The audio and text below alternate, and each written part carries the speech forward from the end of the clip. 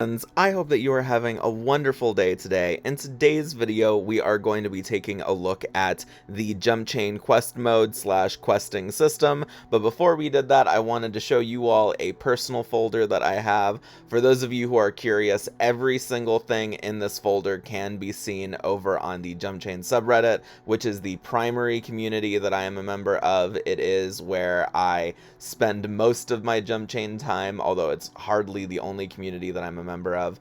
That said, I just wanted to give people a chance to take a look and see my completed things. I have completed 3 generic jumps. Those of you who are unfamiliar with that term, it is a term that is used to describe a jump that focuses on some sort of theme rather than focusing on an existing setting. I have completed 3 not generics, which are based on High School Musical, Riverdale, and Welcome to Vaporwave City. If you've never heard of Welcome to Vaporwave City, it is a choose-your-own adventure that we will definitely be exploring in one of my choose-your-own adventure exploration series videos in the near future. It is a very fun choose-your-own adventure, and it is probably my favorite choose-your-own adventure ever, so I decided that it was worth making a jump out of. There are other jumps that I am working on that are not in this list. These are just the completed ones for anyone who feels like looking at them and who wants to see them. Once again, they are over on the subreddit. Very easy to find. We are now going to go ahead and hop on over to the Jumpchain quest mode / questing system. Alright, we are now in front of the first page of the Jumpchain quest mode / questing system. It is worth noting that there are other things like this that exist in some capacity, but I do personally think that mine strikes the balance between trying to be the one that adheres to some semblance of balance while also not utilizing the choice point system, which is one of the general reasons why things like this exist. The choice point system is fantastic at some things, but a lot of people do feel like it is a very restrictive system, and if you wanted a workaround that would still give you some sort of balance, as in it wouldn't give you everything in a jump instantaneously the second you entered the jump, and also trying to give you the sort of freedom to pick and choose a build that you find thematically appropriate to your jumper, ignoring the inherent limits of the choice point budgetary system. This is something that I think might interest you. This is the first iteration of the system, and I do plan to update it in the future, but effectively, the way that it works, I'm going to focus on the steps here to keep this video relatively efficient. During the build phase of a jump, which is what I use to refer to the time in a jump when a jumper is not actually in the setting yet but is designing their build, a jumper is not going to be picking and choosing things across origins. They are going to select one, or if it is a jump that has multiple subsections for their builds, or just multiple different types of origins altogether, potentially more than one origin. For an example, Super Mario 64 is a type of jump that only has one origin. You only have to choose between the helper, the ruler, and the plumber. But there are other jumps, especially, for example, Fire Emblem jumps, wherein you select a 2-part origin, where you will select usually a class and then some sort of ethnic or racial identity, or potentially even a species identity that refers to the species of your character, as opposed to the way that it fights and interacts with the world, which is what its class is for. So, assuming you are in a jump that is just a one origin type jump like Super Mario 64, and it only has a handful of origins, usually 5 or less, you select one origin and then you get everything from that origin. So if we were to go for the example of Super Mario 64 and you selected the plumber, which was what I did in my Luciano the Jumper video that I did on Super Mario 64, you would get everything that the plumber gets. You would get all of the perks, you would get all of the items. that is a pretty simple summation of that.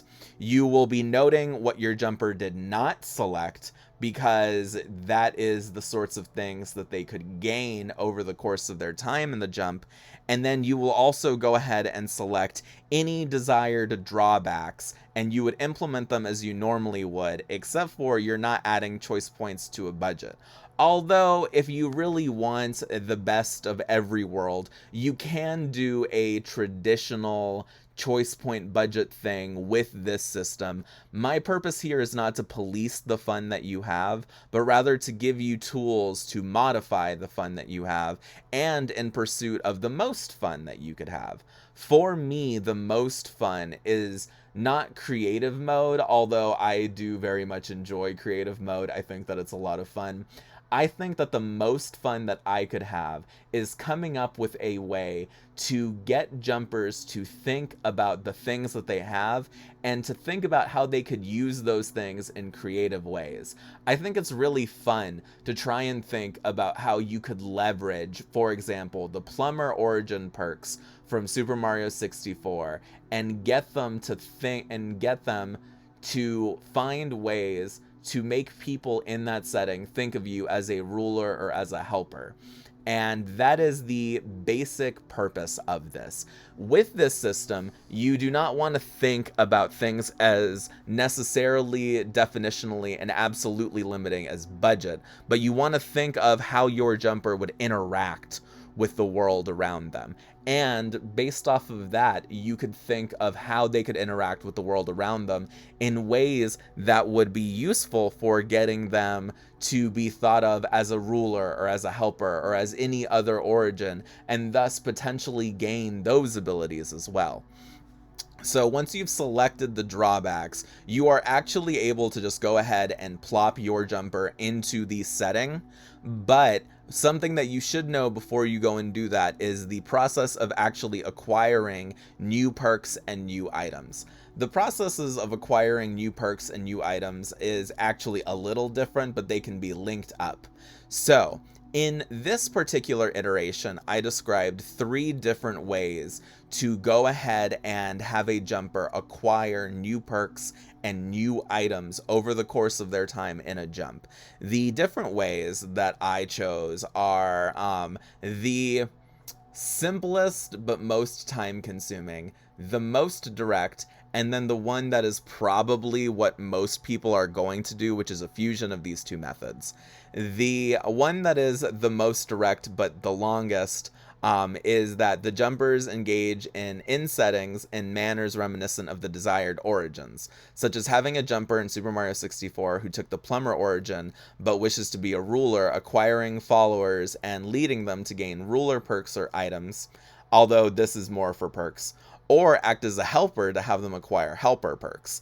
It's worth noting that in some cases this may require some modifications to the jumps as they exist, but at least in Super Mario 64 this actually doesn't. In Super Mario 64 there is no indication that when you enter the jump you take over the body of the person tied to the origin that you are selecting. What I mean by this is there's no indication when you enter Super Mario 64 that Mario is not also there doing things and trying to help the princess.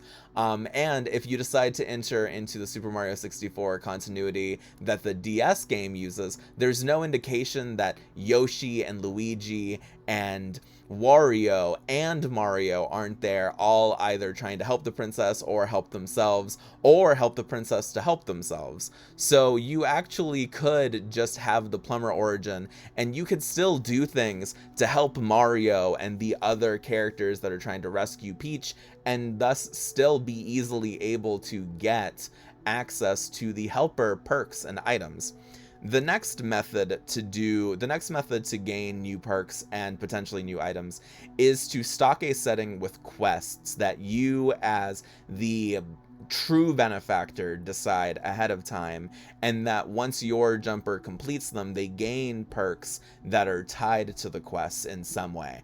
And these quests would obviously scale with difficulty and complexity based off of how expensive the perks in question are. So it is vastly easy to acquire a 100 choice point perk compared to acquiring a 600 choice point perk, or potentially ones that are even more expensive.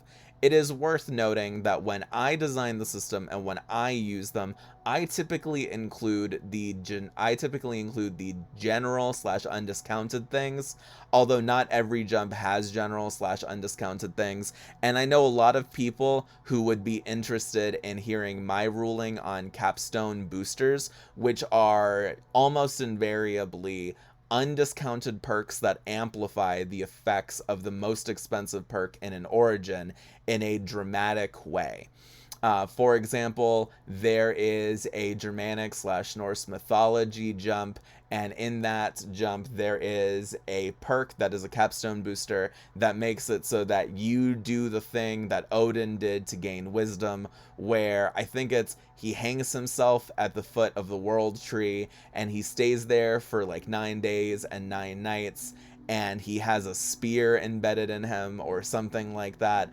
And at the end of it, the world tree sees fit to grant him knowledge of runes, which allows him to do all sorts of incredible magical feats. That is a capstone boosting perk that exists in that jump, and if you take that, it amplifies the effects of the capstone boosters. For example, one of the origins in that jump is a teacher origin. The capstone boosting effect significantly amplifies the strongest perk in that series, which is a perk that grants you, if I am remembering it correctly, it grants you access to potent Norse magic, but the capstone boosted version of it grants you access and awareness of runes that only you know, that both Odin and the Fates do not know, and you can teach them if you wish, but you do not have to. And if you teach them, they would be willing to offer you great favors and great boons in exchange for that knowledge, because everyone wants that sweet, sweet knowledge. That is an example of the sort of effect of a capstone boosting perk. Another capstone boosting perk that is a lot easier for me to remember is there's a capstone boosting perk in the generic Harry Potter fanfiction jump that makes it so that you are really good at learning and knowing magic. That's the capstone booster. And then as the capstone boosted effects of one of the origins, the light origin, you are really good at like healing stuff. You know how to turn any type of magic into healing magic, and then with the capstone boosted effect, you are even capable of resurrecting someone so long as they died less than 24 hours ago and their body is relatively intact. Now, it's worth noting, I am saying that off the top of my head. It is entirely possible that I got minor details there wrong, but I know it's something to that effect. So I generally rule that you should probably have to go on a quest to unlock the capstone boosting perk at all, but it's worth noting that capstone boosting perks are invariably very strong in and of themselves. For example, the capstone boosting perk in Riverdale is a 1-up that makes it so that if something happens that should kill you, you survive, but you get knocked to a parallel universe. And in that parallel universe, you're there for a couple of weeks before you get sent back to your main universe. And while you're there, you're able to learn new stuff about yourself. Once you go back, you've used up the 1-up. But as an example of what that does is it grants the characters superpowers once you have the capstone boosted perk. Or once you have the capstone perk itself. So there's an origin based off of Archie, which is called the Golden Child, and that capstone boosted perk gives you Archie's superpower, which is his super durability and slight super strength, which is very strong.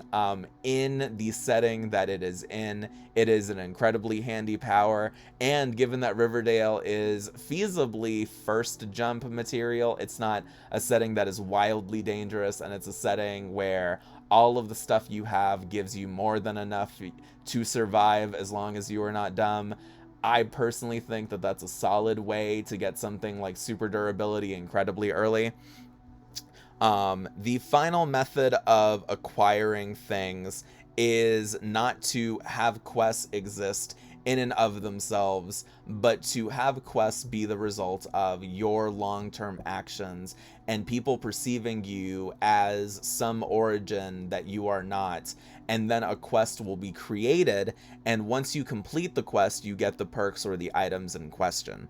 Moving forward, the process of acquiring items is usually theoretically simpler. Oftentimes, the way that I will rule it is that the items that you did not get are scattered throughout the world in ways that are organic and make sense.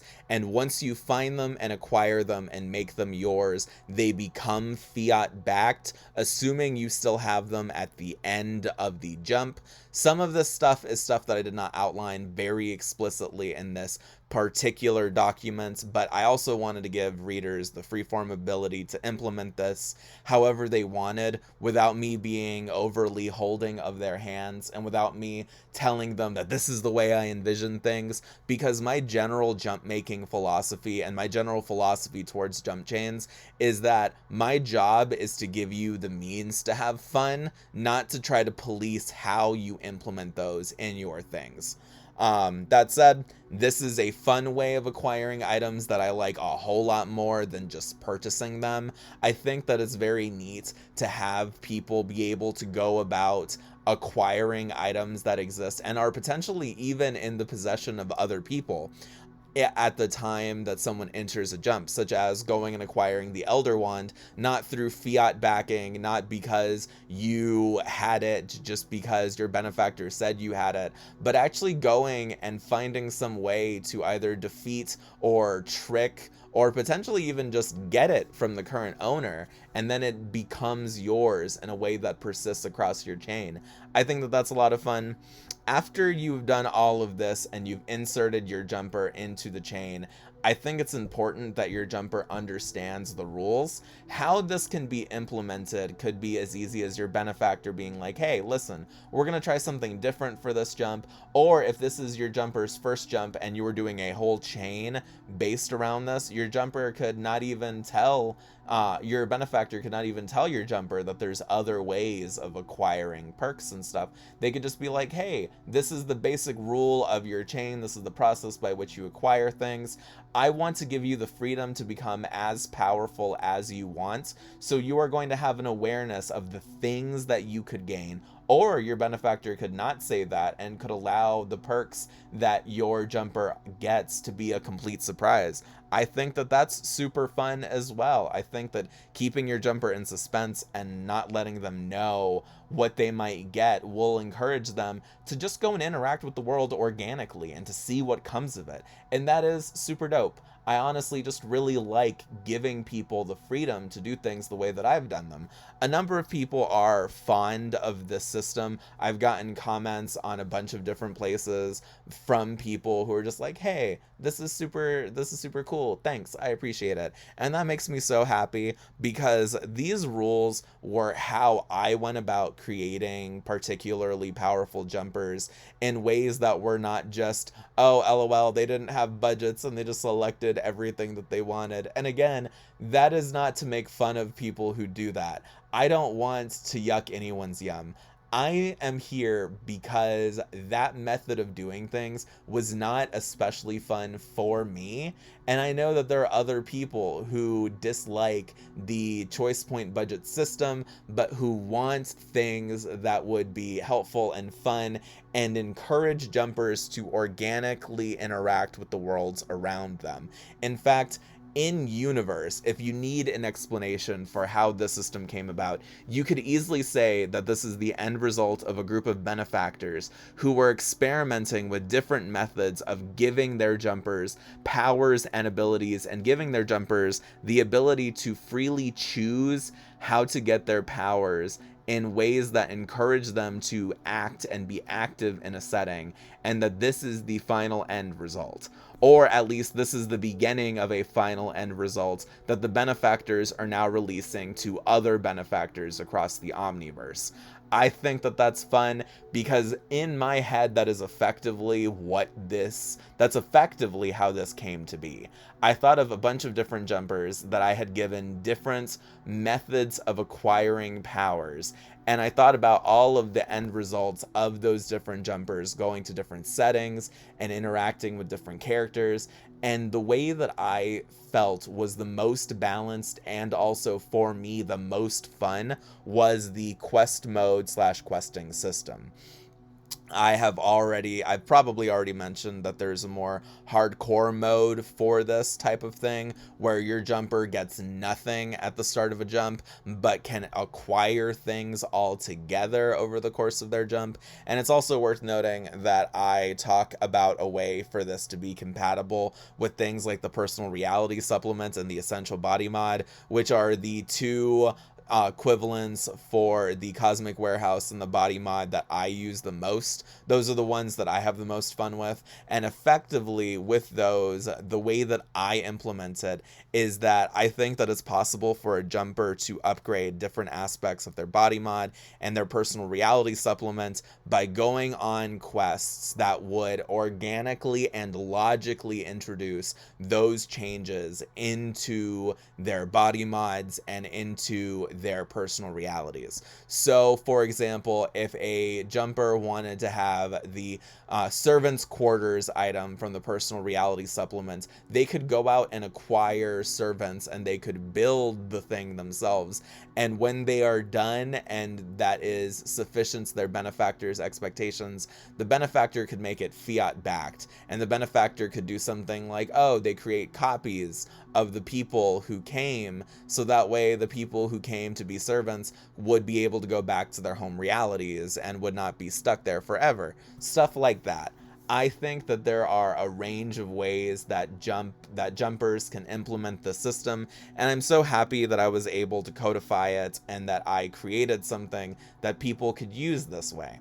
The end purpose of all of my videos on jump chains is not to tell people how to have fun, but rather to introduce new methods of having fun and to show them ways that I personally like to have fun. This is the end result of my experience both writing public stories and also going ahead and doing things like doing private jumpers or doing jumpers with friends, which is something that I've done before, and having alternative modes and having alternative chains so that way we could experiment with the bounds and the boundaries of the jump chain system as a whole.